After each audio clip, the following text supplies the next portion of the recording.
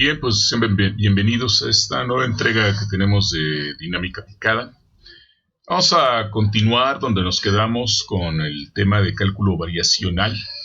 Y la última vez pues llegamos a terminar el cálculo relacionado con la variación del funcional que une a dos puntos en el plano, y se demostró que justamente pues es la ecuación de la recta, que es justamente esta ecuación 1.28, que corresponde a la ecuación de la recta, donde tenemos que este término que aparece aquí era la pendiente y este término de aquí era la constante al origen, la ordenada al origen, perdón.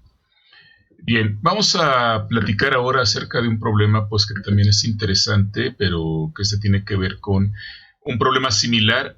Ya en el caso anterior lo que se minimizó fue el funcional que hace mínima la distancia, la distancia que une a dos puntos en un plano. Ahora vamos a minimizar ya no la distancia, sino lo que vamos a minimizar es el tiempo. Y este problema se conoce como el problema de la braquistocrona. ¿Sí? Viene del término griego intervalo de tiempo más corto. Eso es lo que significa braquistócrona. Un problema formulado y resuelto en realidad por los hermanos Bernoulli, formulado en el siglo XVII.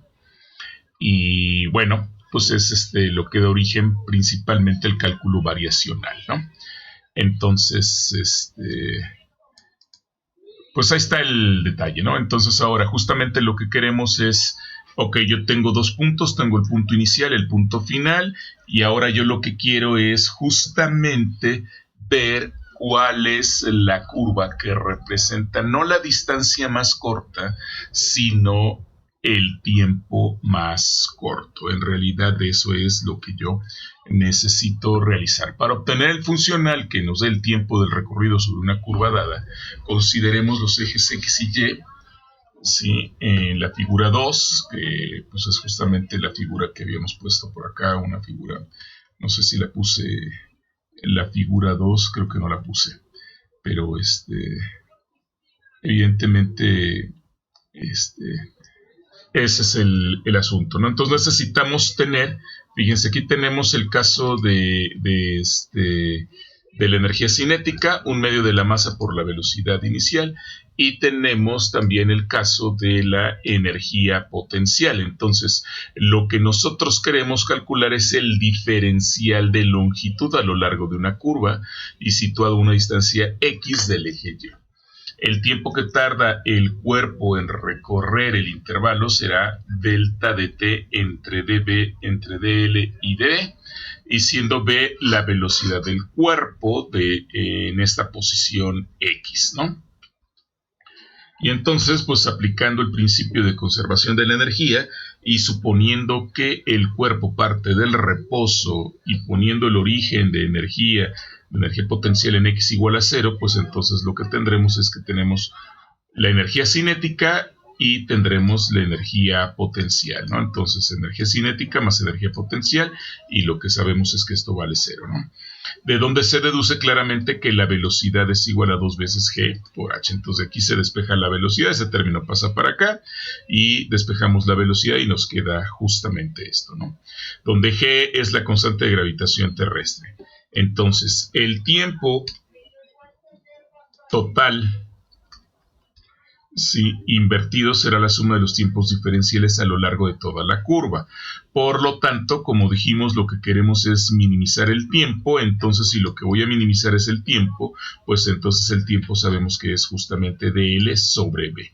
Y entonces esto es lo que vamos a minimizar. Entonces, el funcional es igual a la integral de dl sobre v. Y si ya conozco v, que es esto, y entonces el funcional de la diferencial de longitud pues es exactamente 1 entre la raíz de 1 más f1 al cuadrado. que es justamente el diferencial de L. Y esto, diferencial de X.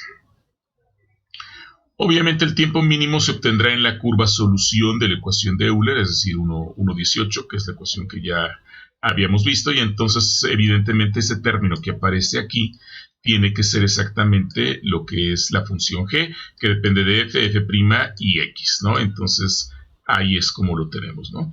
Y con f evaluada en x1, que va a ser igual a y1, y f evaluada en x2, que va a ser y2, que serían los límites o los extremos o los puntos extremos que deben ser constantes en todas las posibles trayectorias que nosotros tengamos. Por lo que entonces tendríamos que resolver justamente este operador, que tendremos que calcular la derivada de g respecto de f', que sería la derivada de esta cosa, y luego derivarlo respecto al tiempo, y luego la derivada de g con respecto a f, ¿no? Entonces, en realidad, pues esto es lo que tenemos, ¿no? Entonces, el g no depende directamente de f. Si observamos g, no hay una dependencia directa de f. Por lo tanto, quiere decir que este término que aparece aquí tendría que ser 0. Si esto es 0 y la ecuación de Euler me dice que todo este tiene que ser 0, por lo tanto solamente me queda que este término de aquí tendría que ser 0 y evidentemente ahí me quedaría esto, ¿verdad?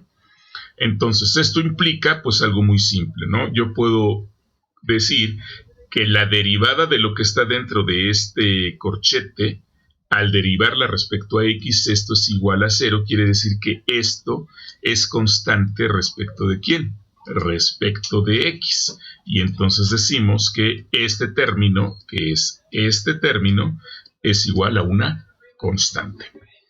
Y entonces, si este término es igual a una constante, pues entonces puedo yo pasar este término para acá, multiplicarlo por la constante. Para hacer eso, pues tendría que elevar al cuadrado. Y entonces después factorizar mis constantes. Si quieren, vamos a hacerlo para que vean que se obtiene este término que aparece aquí. Lo que vamos a hacer es simplemente copiarnos esto. Lo ponemos aquí y entonces vamos a elevar al cuadrado. Al elevar al cuadrado me quedaría este término.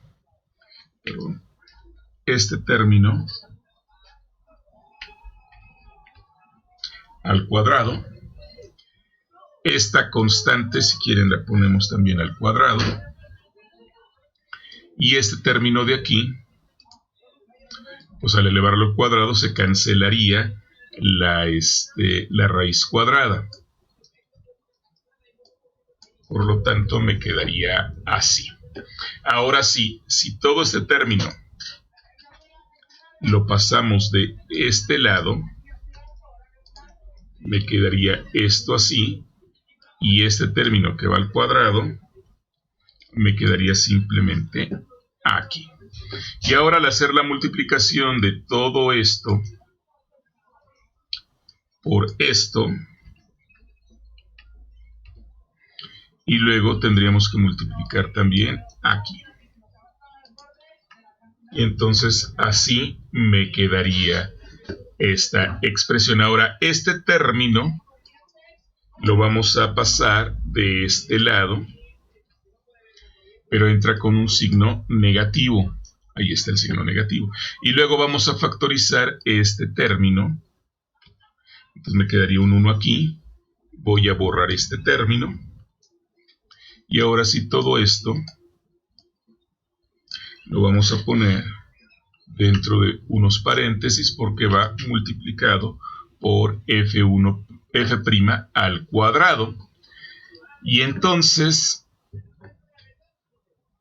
ahora sí, todo este término lo puedo pasar dividiendo, ¿sí? Acá, ¿sí? Muy bien, entonces, si yo lo paso dividiendo, ¿sí? Entonces ahora voy a factorizar todo este término, lo saco, pero entonces aquí me debe quedar ese término y aquí me debe quedar un 1. De tal forma que se me cancela este término con este término. Se me cancela este término con este término.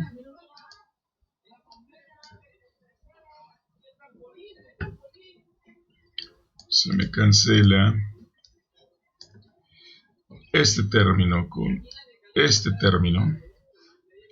Perdón, aquí dejé la X, sí, para no tumbármela.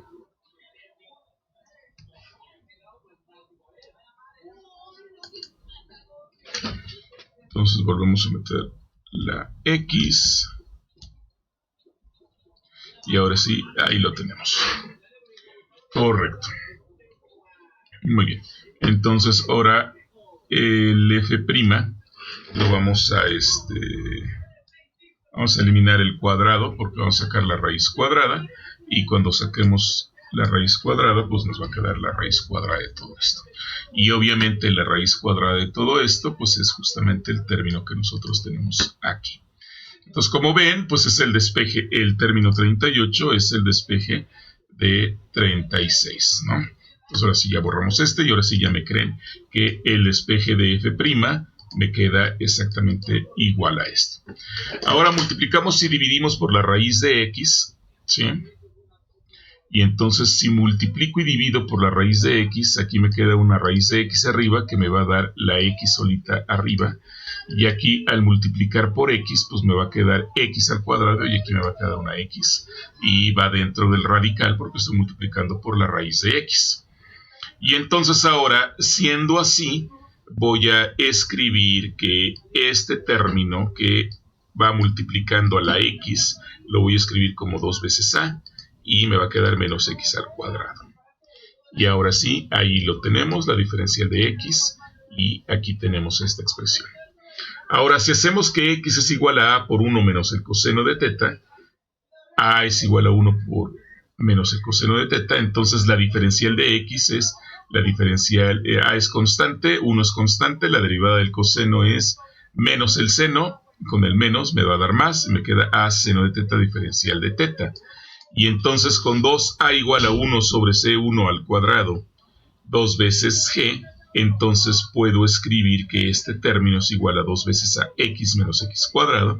Y si sustituyo lo que vale X, que es A1 menos el coseno de teta, menos A cuadrado por 1 menos el coseno de teta, y sustituyo lo que es X, obtengo esta expresión. ¿Sí? Ahora, si sabemos que el seno de teta es la raíz cuadrada de 1 menos el coseno cuadrado de teta, y entonces de aquí podemos entonces sustituir justamente este término que me va a quedar acá abajo, y entonces puedo ir metiendo los términos, puedo ir haciendo el desarrollo, ¿sí? Aquí lo pueden ir ustedes viendo cómo se va haciendo el desarrollo. Aquí estoy suponiendo que z es igual a coseno de teta, y entonces este término pues es 2 veces 1 menos z menos 1 menos z al cuadrado. Hago todo el desarrollo y aquí me queda 1 menos z al cuadrado. En el fondo, todo esto que está aquí es simplemente 1 menos el coseno cuadrado de teta, pero yo voy a meter a la raíz, voy a meter este término. Como este lleva una raíz cuadrada, pues entra solito, y entonces resulta que este término es un 1, y entonces simplemente me queda esto que aparece aquí, que la diferencial de f es la integral de a más 1 menos el coseno de teta, diferencial de teta, que ya integrándolo, pues entonces simplemente me queda a por la diferencial de teta, menos a coseno de teta diferencial de teta, que al integrarlo me queda a por teta, menos a seno de teta más C2, ¿verdad? Entonces, esta es la solución. Y bueno, aquí tenemos justamente, pues, estamos graficando la función, ¿sí? Y entonces, fíjense, estamos teniendo como constantes la constante A y la constante C2. Y entonces, pues simplemente yo puedo jugar con los valores. Fíjense qué es lo que me hace la constante C2. La constante C2 me aumenta simplemente la ordenada al origen porque es una constante, pero la constante A, lo que hace la constante A, pues simplemente es ir cambiando la escala. La forma de la función, aquí lo estamos graficando de 0 a 10, entonces pues justamente lo que me da, lo voy a graficar un poquito más de 0 a 15, a ver qué hace. Sí. Voy a graficarlo, no es cierto, aquí la A simplemente la puedo aumentar hasta 15, o la C2, perdón, la C2 la puedo aumentar hasta 15. Sí, no, aquí vamos a graficar, por ejemplo, desde 2pi, desde menos 2pi hasta 2pi. Y entonces fíjense, aquí ya aparece la curva, ¿verdad? Entonces es esta curva, luego viene esta curva, y si vuelvo a graficar en hasta 3pi, pues entonces lo que me va a estar dando pues es justamente esta curva. Esta curva que aparece aquí es justamente el intervalo de una cicloide, ¿sí? Eso es lo que representa justamente este asunto, ¿no? Entonces, fíjense, ahora si yo grafico, esta era teta a teta menos a seno de teta más c2, y esta es simplemente lo que vale la coordenada x. Nada más depende de un parámetro, en este caso depende del parámetro a, ¿sí? Y vean, cuando yo muevo el parámetro a, pues lo único que hace es cambiar la escala, ¿no? Entonces ahora vamos a graficar las funciones, y aquí están graficadas las dos funciones. Esto está graficado en el plano polar, ¿sí? Por eso lo hacemos con polar plot, y entonces es justamente la forma de una cicloide. Vemos justamente aquí la forma de una cicloide, aquí vemos las dos gráficas, y ahora si no lo graficamos en el plano polar, si lo graficamos solamente en el plano X contra Y, pues ahí estamos viendo justamente el punto que seguiría un punto en una circunferencia que está rotando sobre el plano X, ¿no? Aquí tengo para distintos valores de A y distintos valores de todos tienen con C igual a 0, y entonces ahí aparecen las distintas cicloides. Entonces lo que hemos encontrado aquí en la solución de la brachistocrona, pues es justamente la función de una cicloide que tiene coordenada X igual a, aquí tenemos la coordenada X, a por 1 menos el coseno de teta, y coordenada Y que es a teta menos a seno de teta más una constante. Entonces, como ven, esto se obtiene desde luego a partir de la solución de Euler. Y entonces, ¿qué se minimiza? Se minimiza el funcional que se tenga, y en este caso, como se está minimizando, finalmente lo que se está minimizando, ¿qué es? Es el tiempo. Y entonces, al minimizar el tiempo, pues lo que obtenemos es justamente la ecuación de la cicloide en el plano XY. Entonces, pues aquí está el asunto, ¿no? Bien, tenemos una segunda forma para la ecuación de Euler, una segunda forma que tiene que ver justamente cuando el funcional depende de más variables, ¿no? Entonces, fíjense, dice, observemos lo siguiente, la derivada de g respecto de x es igual a la derivada de g, este es g, con respecto a x. Y entonces esto lo podemos calcular como la parcial de g respecto a x, como la parcial de g respecto a f por la parcial de f con respecto a x, más la parcial de g respecto a f' por la parcial de f' con respecto a x. Entonces, de la misma manera, nosotros podemos escribir entonces, este término correspondería a ¿no es cierto? Este término corresponde a este término, este segundo término corresponde a este segundo término, este tercer término donde tenemos aquí la derivada de f con respecto a x, lo podemos poner como f punto, ¿sí? Y luego tendríamos la parcial de g respecto de f', ¿sí? Y luego la derivada de f', que es la derivada de f respecto a x, también nuevamente con respecto a x, y entonces tendríamos la segunda derivada de x, ¿sí? Dice ahora, si desarrollamos el término siguiente, ¿cuál término siguiente? pues desarrollemos este término que tenemos aquí. Para desarrollar este término que tengamos aquí, tenemos que calcular la derivada respecto de f'. Aquí está el primer término, la derivada respecto de f'. Y multiplicamos por este término, Luego tendríamos que dejar el término que ya derivamos, que sería f', ¿sí? Y luego por la derivada total respecto a x, la derivada total respecto a x del segundo término, de este segundo término. Entonces, aquí lo que nos queda es justamente esto. Entonces, este término de la derivada de f' con respecto a x es f2', que es lo que tenemos aquí, y va multiplicado por la derivada de g respecto de f', que es en el fondo este término que yo tengo aquí, nada más que están conmutados, ¿sí? Y luego, pues evidentemente tendría f' por la derivada total de la parcial de g respecto de f', que sería el siguiente término. Entonces, lo único que hicimos aquí fue escribir este término como la segunda derivada de f, y ahí los tenemos, ¿no? Ahora dice, si sustituimos 1,48, que es este término, en 1,49, que es este, entonces, ¿qué vamos a hacer? Vamos a sustituir la derivada de g respecto de x. ¿Dónde tengo la derivada de g respecto de x? Pues no la tengo. ¿Qué es lo que tengo que sustituir? Tendría que sustituir este término, ¿no? Entonces, vamos a ver. Tenemos la derivada respecto de x de f' respecto de g, o sea que es este término que tenemos aquí, es justamente este término, ¿correcto?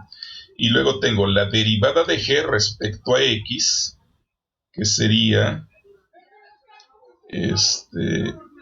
la derivada de g respecto a x menos la derivada de g respecto a x menos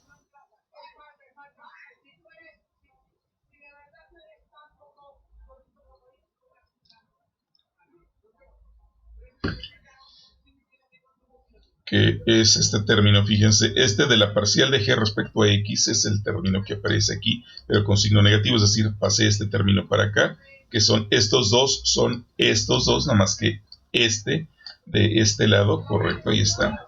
Y luego me queda f', que sería este término, por la parcial de g respecto de f, por la parcial de g respecto de f, más f' por la derivada respecto de x de la parcial de g respecto de f', ¿no? Que es este término que tenemos aquí, ¿sí? Entonces, a ver si queda claro. Este término que está aquí es este término que tengo acá. Y luego yo tengo que escribir este término que está aquí, pero este término que está aquí lo voy a despejar de acá. Al despejarlo de aquí me queda este término menos este término menos este término, ¿sí? Entonces me queda este término, que es este, menos este término, que es este, menos este término, que es este. Ya tengo la parcial, que sería este término que aparece aquí. Y luego ya simplemente le sumo el siguiente término, que es este término que aparece acá. Creo que sí quedó claro. Bien, ahora, entonces hemos sustituido este término y nos queda esto, ¿verdad? Entonces aquí yo puedo factorizar la f' y entonces me queda que este término, que sigue siendo el mismo término que yo tengo aquí, estos dos términos que siguen siendo los mismos dos términos que tengo aquí, pero aquí ya factoricé esta f' que está aquí. Al factorizar esta f', entonces me queda la parcial de g respecto a f menos, estoy factorizando también un signo menos, para que me pueda dar más este tendría que ser menos este, y para que me pueda dar menos este tendría que ser más este, entonces está bien factorizado el signo también, y me queda este término que es la derivada respecto de x de la parcial de g respecto de f'. Correcto, ya lo tengo allí y tengo este término acá. Ahora dice el cual sería como si se cumpliese la ecuación de Euler. Entonces, si se cumple la ecuación de Euler, este término tendría que ser 0. Por lo tanto, si este término tendría que ser 0, simplemente me quedaría este término es igual a este término, ¿verdad? Y tendría que ser igual a 0. Por lo tanto, entonces puedo pasar este término para acá y puedo llevarme la derivada respecto de x, y entonces me quedaría g, que es este término, fíjense, este es esta g, ¿sí? Quedaría así. Le estoy factorizando el signo menos, aquí está el signo menos. F' parcial de g respecto de f', que sería este término que está aquí, y todo esto va derivado parcialmente, derivado totalmente respecto de x. Y luego este término que ya pasó del otro lado como la parcial de g respecto de x. Y esto tendría que ser 0 porque se está cumpliendo la ecuación de Euler de que esto tendría que ser 0. Entonces, si esto es 0, pues todo esto tendría que ser 0. Y entonces al pasar estos dos términos de aquel lado, me quedaría que esto es 0. Muy bien. Entonces, esta es la segunda forma de la ecuación de Euler o forma alternativa.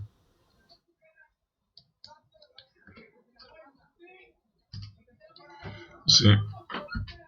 Es equivalente a esta, es sutil cuando la función g no depende explícitamente de x, o sea, es decir, la parcial de g respecto de x es igual a 0, y entonces se obtiene directamente una ecuación diferencial de primer orden, es decir, esta ecuación que rápidamente se resuelve suponiendo que esto, porque como la derivada de lo que está dentro del argumento es igual a 0, quiere decir que todo esto es igual a una constante.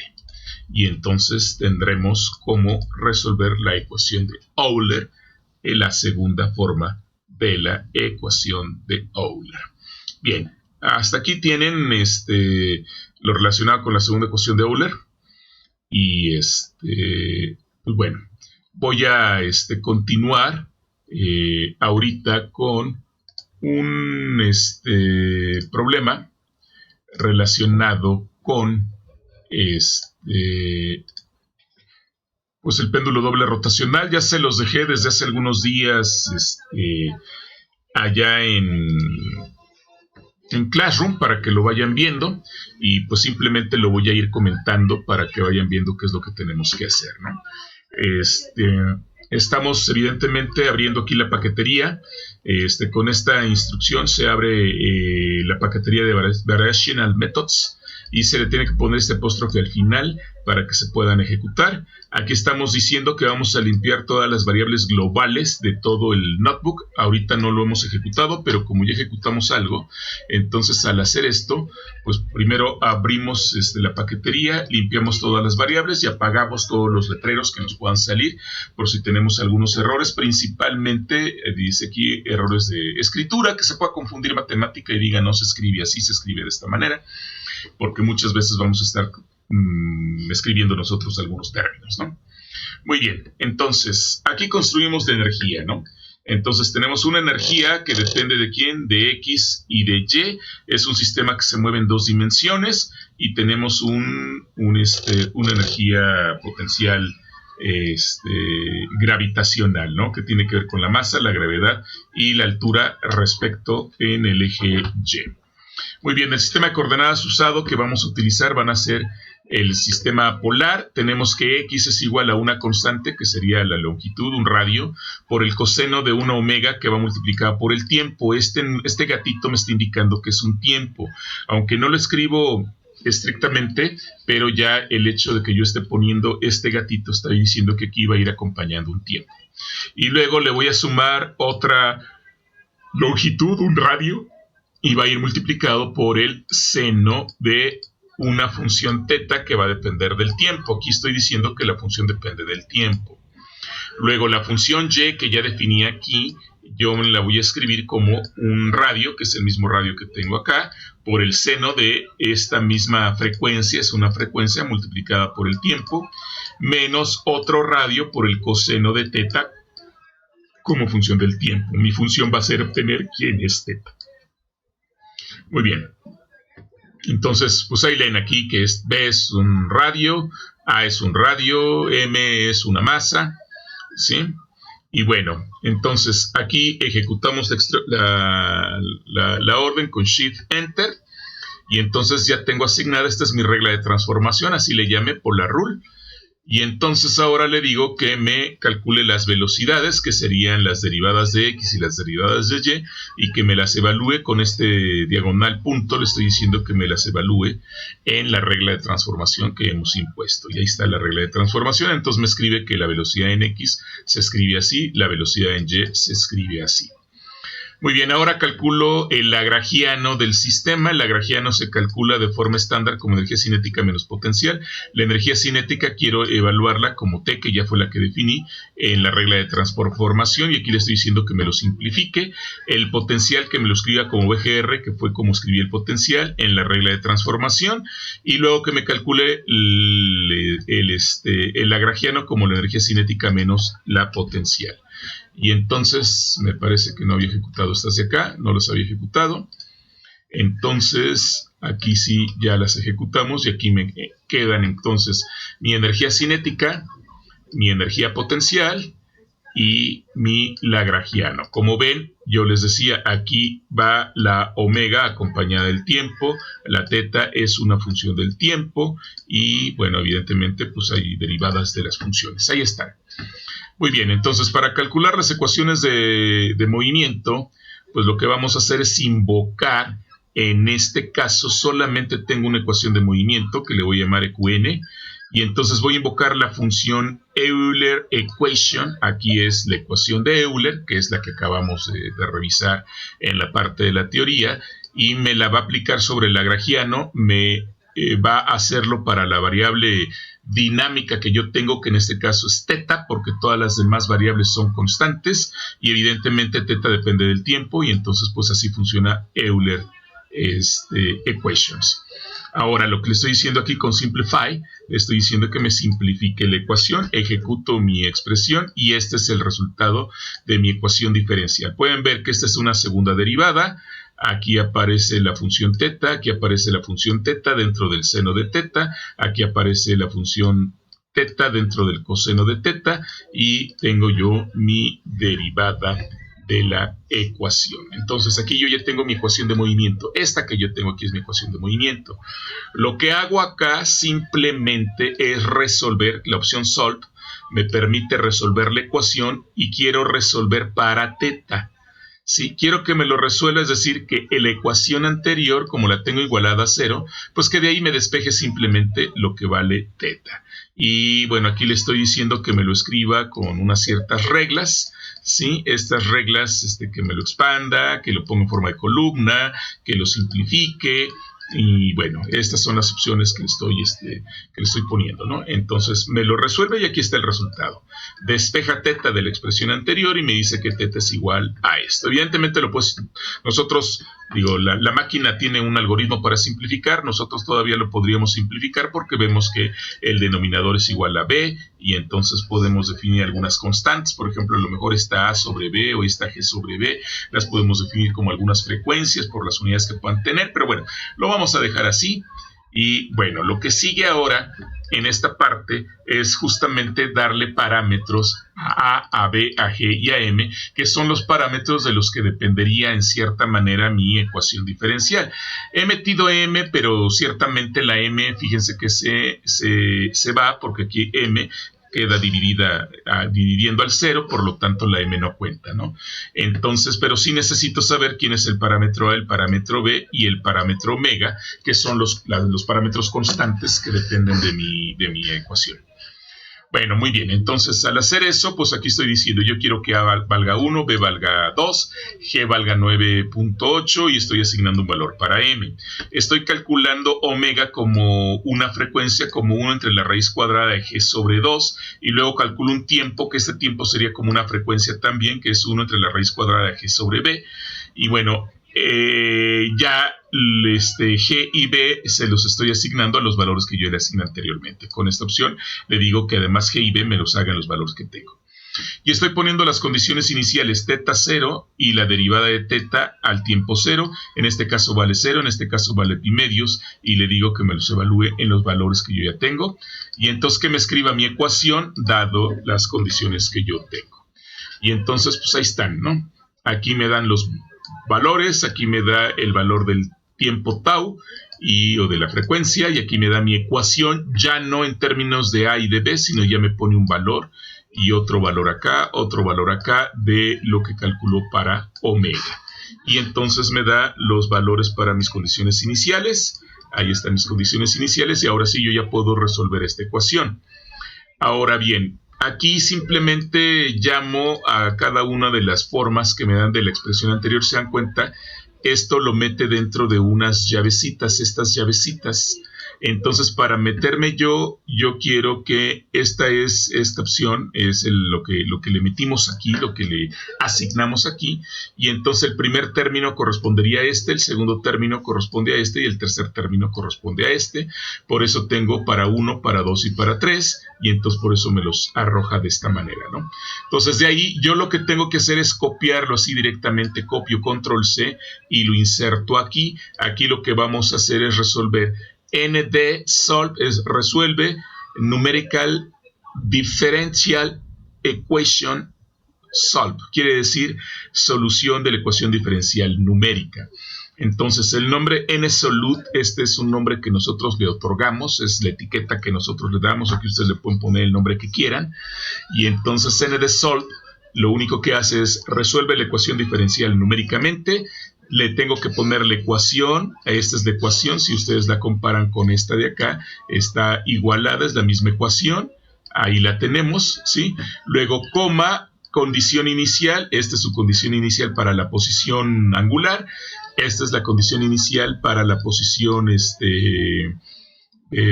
para la velocidad inicial, y qué variable es la que quiero que me calcule. En este caso quiero que me calcule teta de t y el intervalo en el cual quiero que me lo haga. Quiero que me lo haga durante todo este intervalo y evidentemente tau pues, ya tiene algún valor asignado, ¿verdad?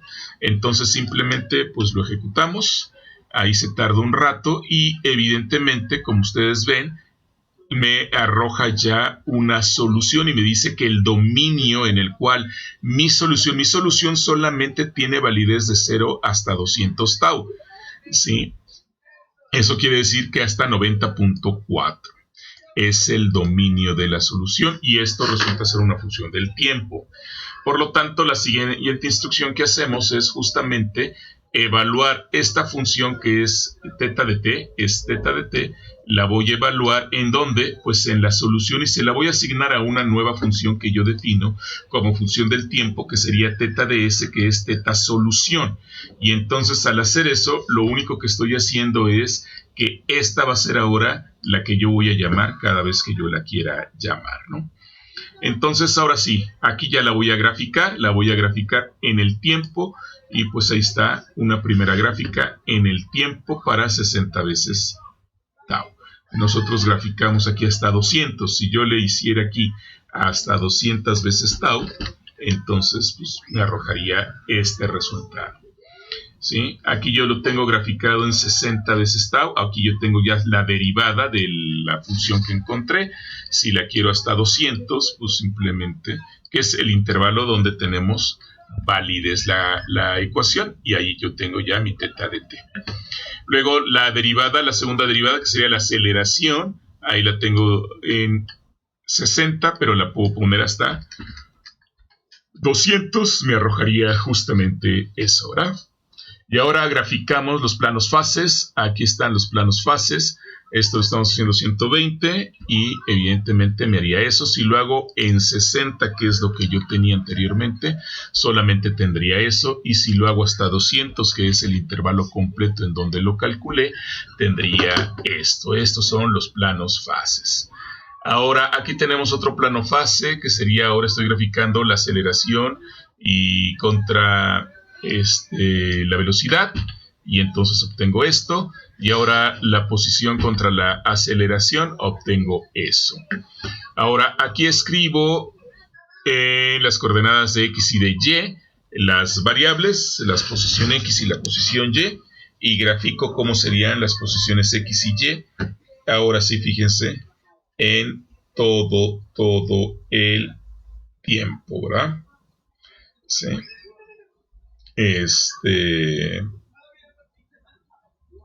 Muy bien.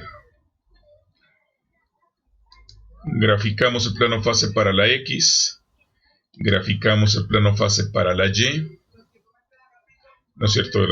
Aquí es la aceleración en X y la velocidad en X, y aquí la aceleración en X contra la posición en X.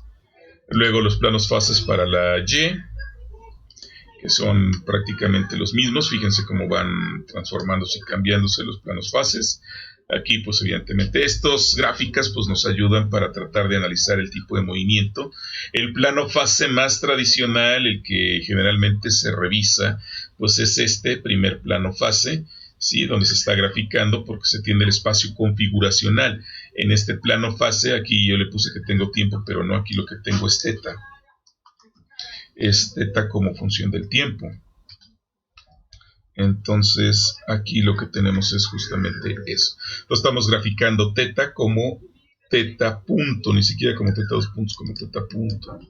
Entonces eso es esta expresión. Y pues bueno, los planos fases nos sirven. Esta es la trayectoria real, la que nosotros veríamos en el momento de graficarlo o de realizar el experimento. Los siguientes planos fases son para la X, para las Y.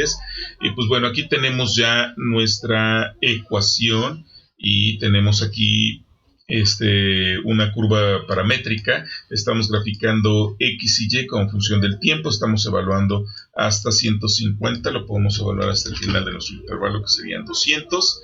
Y bueno, estamos encontrando que así se comportaría nuestra expresión. Esta sería el puntito que está dando vueltas en un movimiento circular uniforme, y el puntito rojo se está moviendo de acuerdo a la trayectoria azul que aparece allí. Aquí volvemos a graficar el plano fase para teta, nada más vemos una partecita. Y bueno, aquí lo que hacemos finalmente es justamente una peliculita.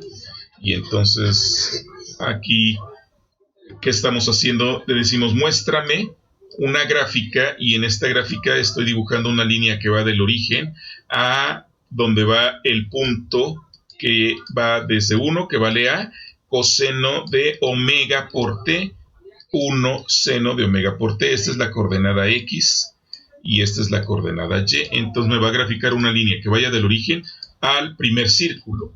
Y luego me va a colocar un puntito de un cierto color, y las coordenadas de ese puntito van a ser las coordenadas que tenga el puntito y que vaya siguiendo conforme vaya aumentando el tiempo, porque aquí estamos haciendo una línea del tiempo. Entonces que me vaya poniendo ese puntito y que ese puntito se vaya moviendo en el tiempo.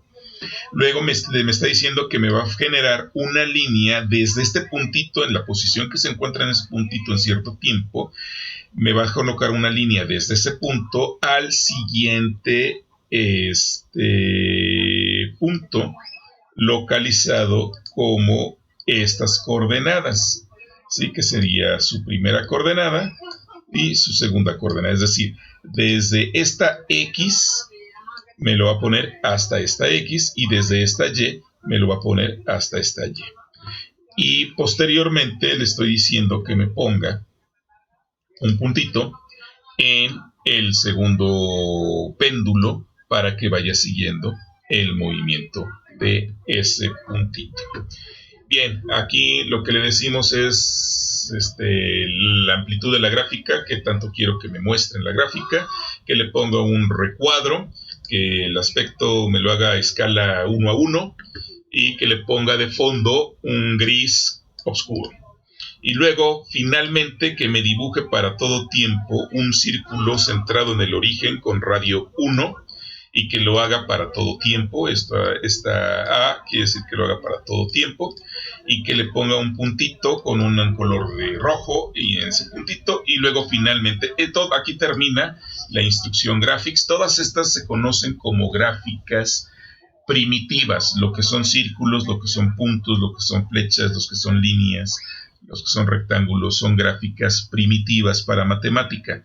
Pero las gráficas ya elaboradas, que son gráficas función, entonces ya las podemos graficar simplemente con las instrucciones, por ejemplo, plot, y aquí estoy graficando toda la trayectoria. He puesto que dependa de R, y R lo va a mover desde 1 hasta el tiempo t, porque todo esto va a ser una función del tiempo t. Y entonces finalmente pues aquí decimos que vamos a hacer una gráfica, y entonces que me lo mueva. ¿Sí? Si yo ejecuto esto, al ejecutar esto, pues no va a tener mayor problema. Y cuando le digo que me haga esto, pues entonces ahí me hace un primer dibujito, que es lo que estamos diciendo, ¿no? Hay una línea que une estos dos puntos, y aquí ya esta se movió hasta este punto porque comienza precisamente aquí. Y bueno, ya esto yo los puedo ir viendo. Si se dan cuenta, son distintos dibujitos que me va a ir generando. ¿Sí? ¿Cuántos me generó ahorita en una primera término? Como frames vale 2, pues fueron 1, 2, 3, 4, 5 dibujitos, ¿no? Bueno, si yo le cambio aquí que me lo haga a 200, pues evidentemente pues se va a tardar un poquito más, pero no le voy a poner que me los haga a los 200, porque si le digo que me ponga los 200, ¿sí? Se tardará un poquito más, pero pum, me va a dibujar ahí un montón y me voy a perder. No quiero tantos. ¿Sí? Y evidentemente ahorita me está generando cada uno de esos dibujitos, me los va generando todos, cada uno de ellos me los va generando. Cuando termine de estar en negrito aquí, quiere decir que ya acabó de generar todos aquellos pequeños dibujitos. ¿Sí?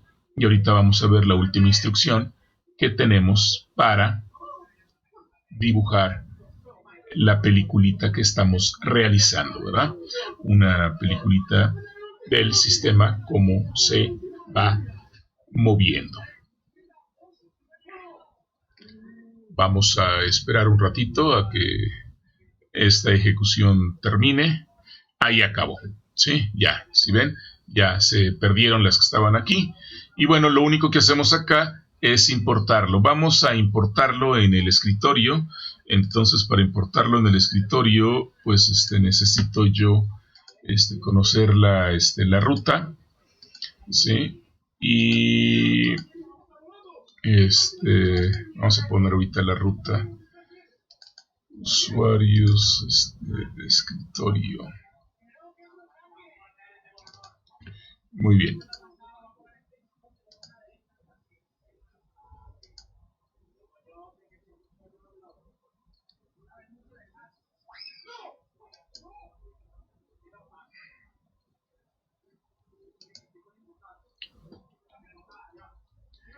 Entonces aquí vamos a ponerle que esta es nuestra ruta. ¿Sí? Exactamente, esa es nuestra ruta que tenemos ahorita aquí.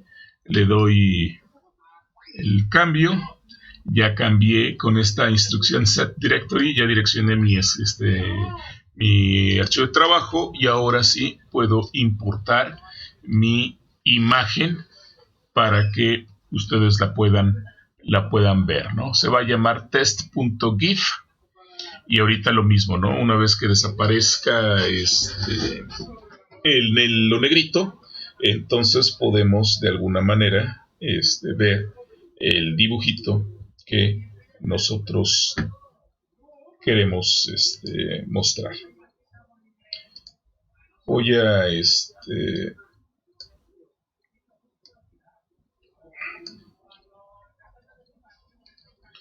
vamos a esperar solamente un rato en lo que se hace la exportación. Ven que tiene una extensión .gif, por lo tanto va a ser un GIF. Acuérdense que es una imagen animada. Entonces, pues ahí está, ¿no? Esta imagen ya también se las puse dentro del Classroom para que ustedes las vayan viendo. Les he generado un montón de archivos que puedan ustedes revisar, que puedan ustedes trabajar. Casi es prácticamente la misma historia. Lo único que están cambiando son los sistemas que hemos estado trabajando, que hemos estado realizando, pero prácticamente la historia es la misma. Y bueno, el análisis, aquí no hacemos un análisis detallado de las gráficas que nos están arrojando todo esto, y todavía se puede jugar con distintos valores de constantes, de frecuencias, y bueno, pues esto sirve para hacer justamente un análisis un análisis concreto y un análisis más funcional, porque se pueden ir modificando algunas cosas que aparecen allí y que pueden ser parte de pues un trabajo de investigación también en mecánica clásica, ¿no? Entonces, como ven, matemática pues representa una herramienta funcional para cualquier asunto que ustedes tengan que desarrollar de matemática. Estamos ahorita evidentemente resolviendo problemas de mecánica, pero pues nos permite resolver cualquier clase de problema matemático, nos permite hacer derivadas, nos permite hacer integrales, nos permite escribir, nos permite hacer imágenes, nos permite hacer un montón de cosas en matemática. Solamente pues hay que tener un poco de paciencia e ir leyendo pues las ayudas y los manuales que existen para que podamos pues volvernos, si no expertos, al menos tener un buen manejo de este tipo de cosas, ¿no? Hay en el menú pues está la ayuda que aparece acá arriba. Ahorita por alguna razón este programa que tengo para realizar los videos no me despliega lo que despliega el menú, pero bueno, pues ustedes si ya tienen matemática ya pueden ir revisando, pueden ir trabajando con ello. Y pues una idea también sería importante que puedan ustedes de alguna manera ir reescribiendo estos programas en una página de matemática. Vayan ustedes viendo qué es lo que estamos haciendo, qué es lo que estamos haciendo en los notebooks que yo les estoy subiendo al Classroom.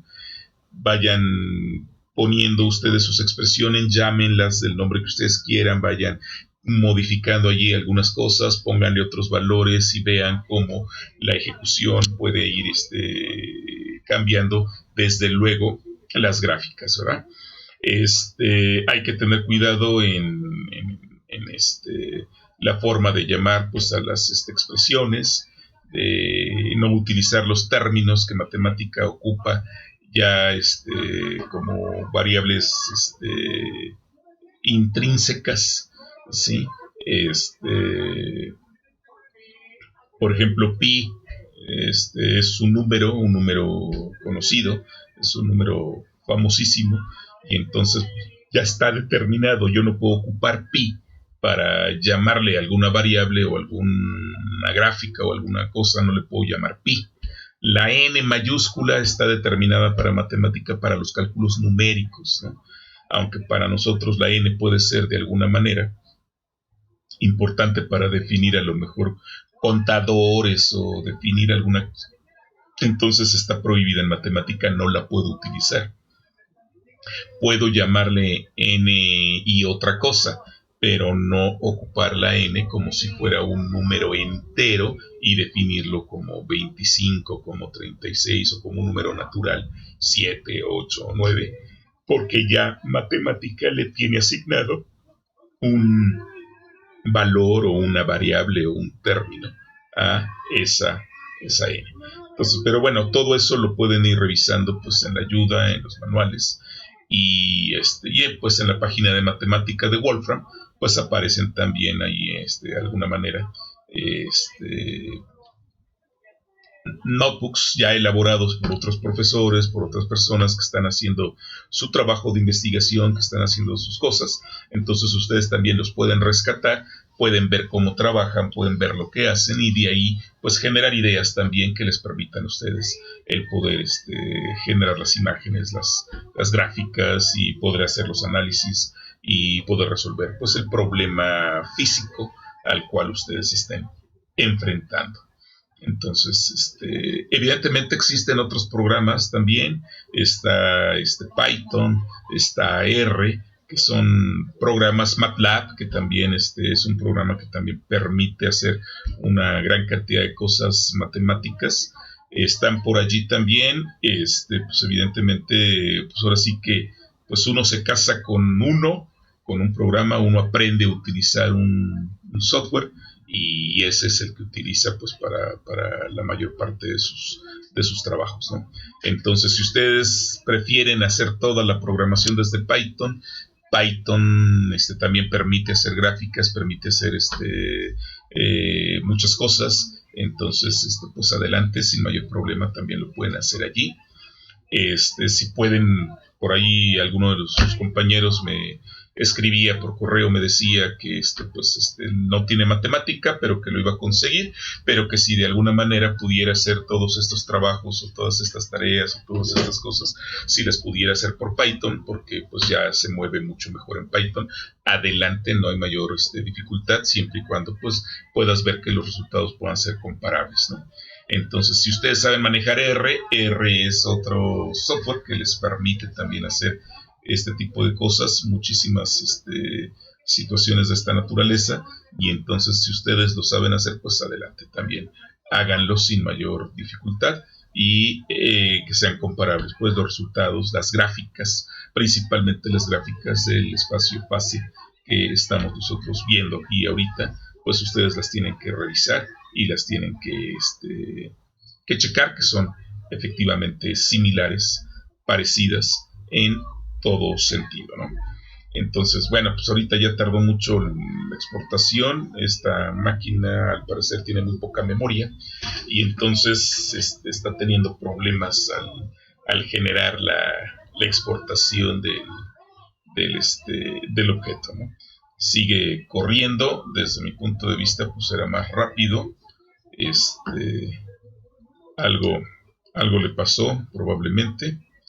Entonces,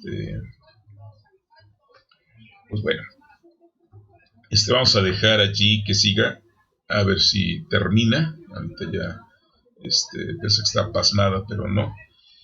Yo tengo, porque pues evidentemente esta la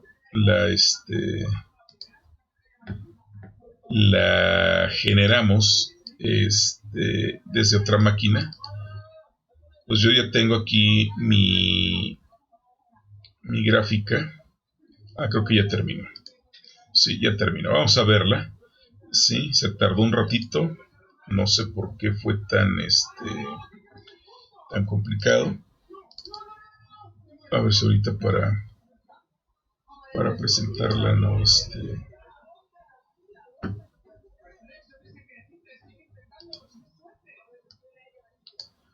se tarda.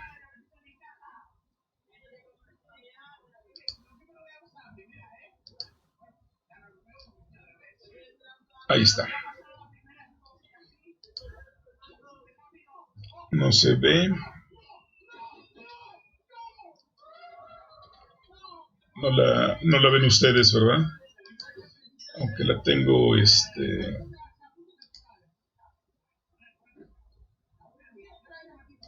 la voy a volver a abrir. Se supone que está ahí en pantalla, ustedes la deberían de poder ver, pero por alguna razón no permite que se vea.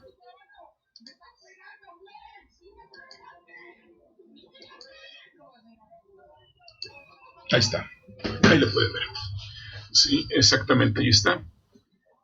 Y entonces, pues, ¿qué está ocurriendo? Pues es justamente el proceso que estábamos viendo, ¿no? Tenemos al objeto que se está moviendo en un movimiento circular uniforme, ¿sí? Con una frecuencia omega, que fue la frecuencia, es un movimiento constante, no está acelerado, pero tiene una pelotita que está unida por una cuerda. La cuerda no se alcanza a percibir, se mueve esto un poco rápido, la cuerda no se alcanza a percibir, pero aquí hay una cuerda, ¿no? Entonces, ahorita esperamos que termine de graficar todos los puntos que graficó y se limpia nuevamente la pantalla para para que se pueda realizar. Y ahí van viendo ustedes la trayectoria que va dejando, y obviamente, bueno, esta trayectoria no la pintamos porque simplemente está moviendo por el círculo anaranjado. Y bueno, este es el proceso que necesitamos, aunque nosotros pues trabajamos, ¿no? Ahí va de nuevo, ahí lo ponemos, ¿sí?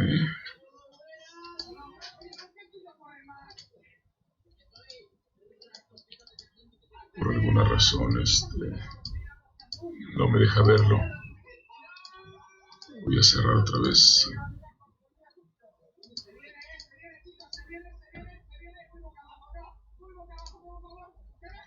Ahí está. Y bueno, esta es la animación, pues es una animación ya de la solución de la ecuación diferencial. Y pues ustedes la pueden observar, se pueden entretener un rato allí. Y bueno, de esta manera se generan estas animaciones y pues pueden ver que los objetos se están moviendo de acuerdo pues a lo que la teoría dice, a lo que la ecuación diferencial nos está indicando y a lo que la solución numérica de la ecuación diferencial nos está proponiendo. Con esto me despido, pues que les haya quedado bien claro cómo resolver estos problemas y la utilización de matemática, pero sobre todo pues el hecho de que puedan ustedes hacer su animación. Esto pues evidentemente es algo que les permitirá entretenerse por un rato, pero también ver que lo que están aprendiendo tiene mucho, pero mucho sentido. Nos vemos a la próxima. Chao.